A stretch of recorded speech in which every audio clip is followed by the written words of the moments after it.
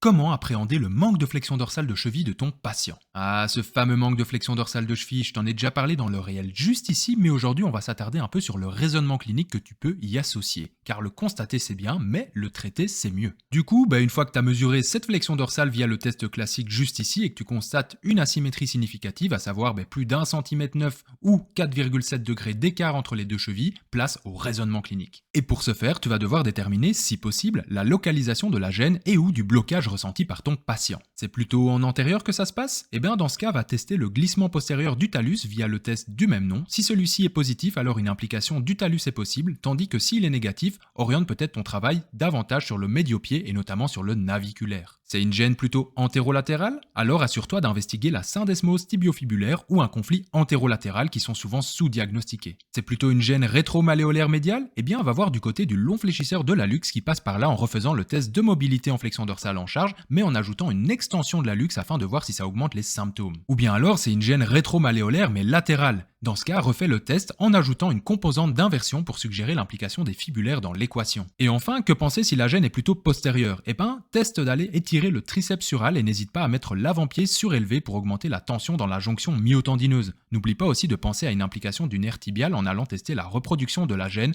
en neurodynamique. Ah, et n'oublie pas de faire un tour sur fullphysio.com si tu veux en savoir plus sur le sujet.